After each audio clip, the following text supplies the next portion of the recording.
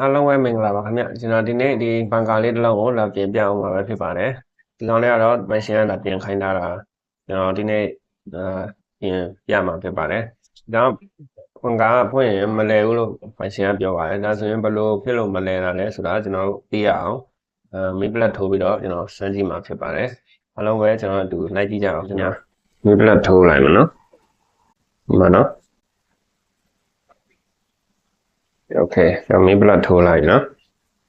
ပြီးတော့ရင်ကျွန်တော်တို့ဖွင့်ကြည့်လိုက်မယ်နော်ဒီမှာကျွန်တော်နံပါတ်1ဖွင့်ကြည့်မယ်နံပါတ်1ဒါလည်းမလဲပါဘူးနော်ပြီးတော့ရင်နံပါတ်2မလဲပါဘူးနံပါတ်3လည်းမလဲပါဘူးโอเคဒီမှာကျွန်တော်မော်တာကန်ကြည့်ရပါတော့မော်တာလုံးဝတိုက်နေပါတယ်အော်တန်လည်းမရှိပါဘူးတုံတန်လည်းမရှိပါဘူးနော်ဒါဆိုရင်ကျွန်တော်ဖြောက်ပြီးတော့စစ်ဆေးကြည့်ရမယ်နော်အဲမှာโอเคကျွန်တော်တို့လာကြည့်ကြပါခင်ဗျလာဖြောက်လာအောင်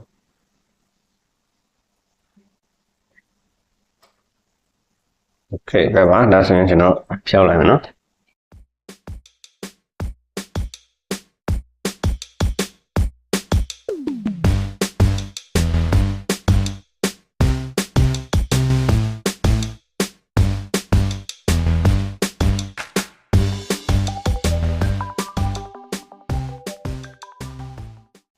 ဟုတ်ကဲ့ပါဒါဆိုရင်ကျွန်တော်ဒီအတွင်းဘက်ကိုမြင်ရပါပြီနော်ဒါလေးကတော့သူ့ရဲ့ capacitor လေးဖြစ်ပါတယ် capacitor ကဒီမှာ 1.5 အောက်ဘက်မှာကျိုးလေးနော်စစ်ဆေးကြည့်မယ်နော်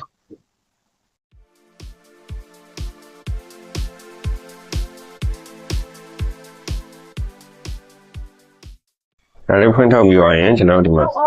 ကျိုးပြက်လာမပြက်လာကျွန်တော်တို့စစ်ကြည့်ရမယ်နော်တကယ်လို့ကျိုးမပြတ်ရင်မီတာတက်မှာဖြစ်ပါတယ်တက်မှာဖြစ်ပါတယ်ဟုတ်ပါဟုတ်လား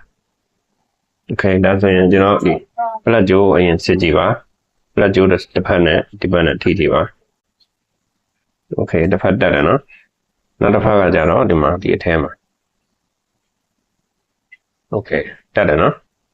တက်တယ်ဆိုရင်ဒီကျိုးကဘာမှမဖြစ်ဘူးဆိုတော့ကျွန်တော်ဒီအပြာရောင်ကျိုးကြားနဲ့ဒီဘက်ချမ်းကကျိုးကိုကျွန်တော်ထောက်ကြည့်မယ်ကူလားမကူလားဆိုတာမတက်ပါဘူးเนาะဒီဘက်မတင်နေတယ်မတက်ဘူးဒီမှာနှင်းနေတယ်မတက်ဘူးဒီမှာတောင်းနေတယ်မတက်ပါဘူးဒါဆိုရင်ကျွန်တော်တို့အပေါ်မှာဖြူကျက်လာဆိုတော့ကျွန်တော်ကြည့်ရမယ်เนาะဒါပြီးတော့ကျွန်တော်တို့မော်တာကောင်းမကောင်းကိုကျွန်တော်တို့ဒီနံပါတ်1နှစ်တောင်းကိုကျွန်တော်ထောက်ကြည့်မယ်เนาะဒီမှာတက်တယ်တွေ့လား1နဲ့တက်တယ်တောင်းနဲ့တက်တယ်ဒီမှာဒီနဲ့နှစ်နဲ့တောင်းနဲ့အဲ့လိုအကောင်လုံးထောက်ကြည့်ပါတက်တယ်နော်โอเคဒီတော့ဆိုရင်ဒီအောက်ဘက်မှာပြဿနာမရှိတော့ဘူးနော်အောက်ပိုင်းမှာပြန်ပိတ်ထားလိုက်ပြီနော်ဒါလေးကိုနည်းနည်းခြိထားပေးလိုက်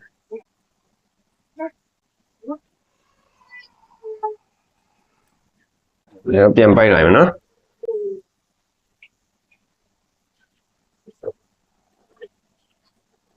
โอเคပါပြီးတော့ရင်ပန်ကာလေးကိုပြန်ထောင်လိုက်မယ်နော်โอเคပြီးတော့ရင်ကျွန်တော်ဒီမော်တာကိုဖြောက်ပြီးတော့စစ်ကြည့်ရမှာဖြစ်ပါတယ်နော်ဒီမှာဝင်ရိုးကိုလှည့်ကြည့်တာဝင်ရိုးကတော့ဘာမှမဖြစ်ဘူးနော်ဝင်ရိုးကချောနေဘာမှမဖြစ်ဘူးဆိုတော့နော်ဒီတောင်ကိုဖြောက်ပြီးတော့အဲမှာဖြူပြတ်နေလားဆိုတော့ကျွန်တော်စစ်ကြည့်ရမှာဆိုပါတယ်အဲ capacitor လေးကိုဖြောက်ခဏဖြောက်လိုက်ရင်ဒီနောက်အောင်လေးပါဖြောက်လိုက်โอเคဒါဆိုရင်ဒီကောင်လေးထွက်လာပြီနော်ပြီးတော့ရင်ကျွန်တော်ဒီမတ်တာလေးထောက်မယ်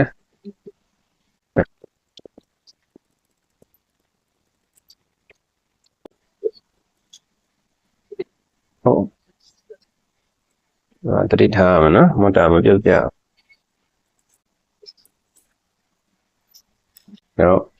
ဒီကောင်လေးကိုအသားလေးဆွဲထောက်လိုက်မယ်နော်အသားလေးဆွဲပါ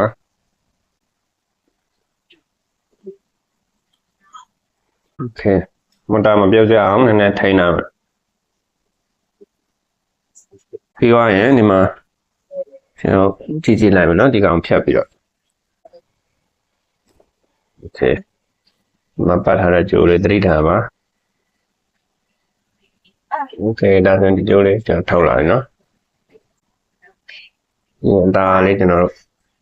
ဖွင့်ကြည့်ပါဒီပါရင်ကျွန်တော်တစ်ချောင်းချင်းစီဒါလေးဖြစ်နော်ဒါလေးခွဲထုတ်လိုက်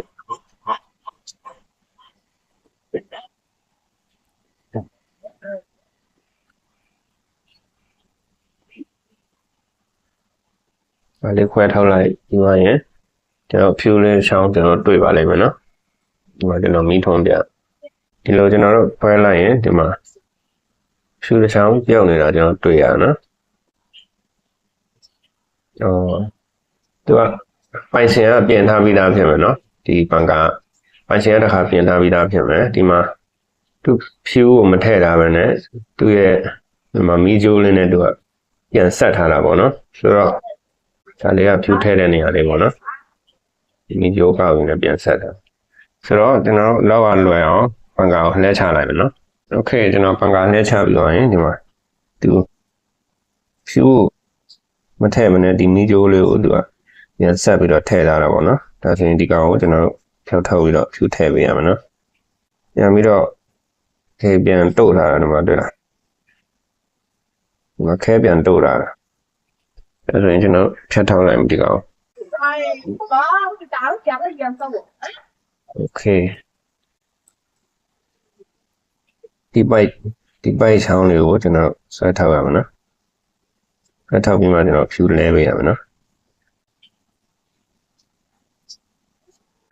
ဒါလေးကတော့ဘန်ကာဖြူပဲဖြစ်ပါတယ်ဖြူကိုကျွန်တော်ယူပြီးတော့ထည့်လိုက်โอเคကျွန်တော်ဒီလောက်ထားလိုက်မယ်နော်ညဒီလိုထားပြီးတော့ရင်ကောင်လေးကိုဒီဘက်ပတ်ထည့်လိုက်ပါโอเคဒီလိုလေးကျွန်တော်ပတ်ထည့်လိုက်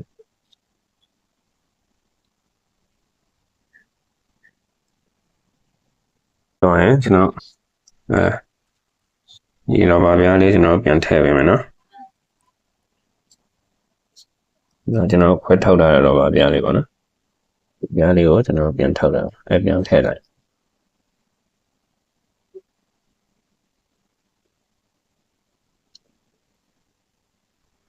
โอเคပြီးသွားရင်နောက်တစ်ဖက်ကိုလည်းကျွန်တော်ဒီတိုင်းပဲပတ်ထည့်လိုက်ခဲစော်ပေးလိုက်ရင်တော့ပိုကောင်းတော့ဗောနော်ကျွန်တော်ကခဲကုန်တယ်တော့ခဲမစော်တော့ဒီတိုင်းပတ်လိုက်ရပါနော်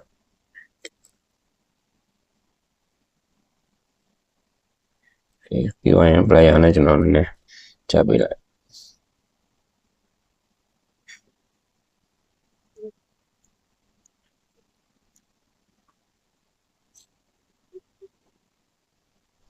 ဒါဆိုရင်ဒီပုံစံလေးကျွန်တော်တို့ရ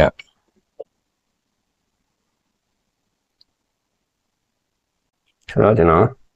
ဘန်ကာထောင်လိုက်အောင်ဟုတ်ကဲ့ပါအခုဆိုရင်ကျွန်တော်ထောင်ပြီးတော့ဒီကောင်လေးကိုခြိလိုက်ပြီဒါဆိုရင်ကျွန်တော်မှခြိပြီးသွားပြီပေါ့နော်ပြန်ခြိပြီးသွားပြီဆိုတော့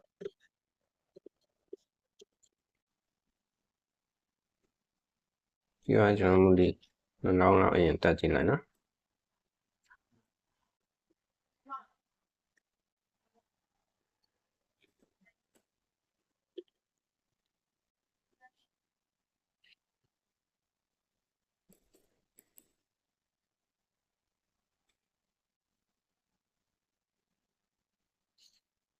ဒီမှာရင်ကျွန်တော်မီဘလက်ထိုးပြီးတော့ရှက်ဆန်းကြည့်မှာဖြစ်ပါတယ်ဟုတ်ကဲ့ပါဒီမှာဒါဆိုရင်ကျွန်တော်ထည့်ပြီးတော့ကျွန်တော်ဖွင့်ကြည့်လိုက်အောင်နော်နံပါတ်1လဲဝိုင်းနော်ဒီမှာနဲ့လဲဝိုင်း โอเคမတုံးလဲလဲဝိုင်းနော်ဒါဆိုရင်ကျွန်တော်ပြန်ပြီးတော့တက်လို့ရပါပြီနော်ဟုတ်ကဲ့ပါဒါဆိုရင်ဒီမူလီလေးကိုကျွန်တော်အကောင်ပြန်တက်ပေးလိုက်အောင်နော်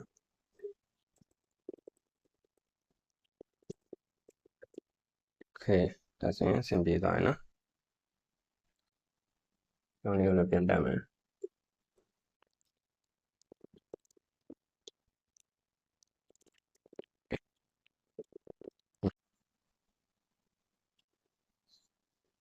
ပြီးသွားရင်ကျွန်တော် capacitor ကိုပြန်တက်မယ်နော်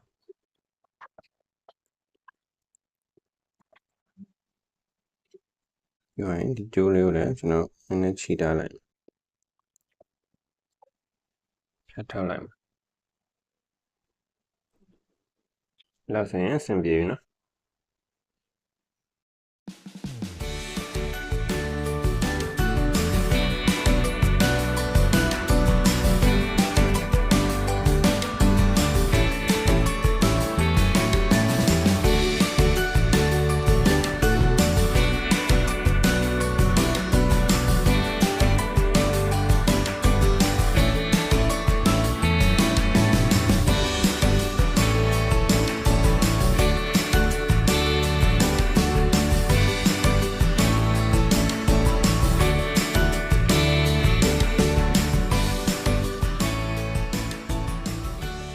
တကယ်ကျွန်တော်ဒီနေ့ကျွန်တော်ပြန်ပြသွားဒီပန်ကာလေးကတော့ဖြူပြတ်သွားတာဖြစ်ပါတယ်ဖြူပြတ်သွားတာကိုကျွန်တော်ဖြူပြန်လဲပေးလိုက်တာဖြစ်ပါတယ်အခုဆိုရင်ကျွန်တော်ရေတော့အဆင်ပြေသွားပြီပေါ့နော်အလေးကောင်းတာပဲဒါတောင်းသေးလေးနဲ့ဒါဆိုရင်ကျွန်တော်ဒီဗီဒီယိုလေးကတော့ဒီလောက်ပါပဲเนาะကျွန်တော်အလုပ်သွားမှာအချိန်တိတ်မရှိတော့ဆိုတော့ဟုတ်ကဲ့ပါတကယ်ကျွန်တော်ဗီဒီယိုလေးကိုချိန်နေတတ်တယ်ဆိုရင်subscribe လေးနှိုက်သွားပေးဖို့မမေ့ပါနဲ့ကျွန်တော် channel လေးမှာ notification လေးနှိုက်ထားပေးတော့မမေ့ပါနဲ့เนาะကျွန်တော်ဗီဒီယိုတင်တိုင်းတည်ရဖို့အားလုံးကိုနှုတ်ဆက်လိုက်ပါတယ်နောက်ဗီဒီယိုမှာပြန်ဆောင်ကြမယ်เนาะနောက်ဗီဒီယိုမှာဘယ်လိုပန်ကာမျိုးနဲ့ဘယ်လိုပစ္စည်းမျိုးပြင်ဘယ်လိုအခြေအနေတွေပြင်ပြအောင်မလဲဆိုတာဆက်လက်စောင့်မျှော်ကြည့်ရှုအားပေးကြပါခင်ဗျအားလုံးကိုကျေးဇူးအများကြီးတင်ပါတယ်ခင်ဗျ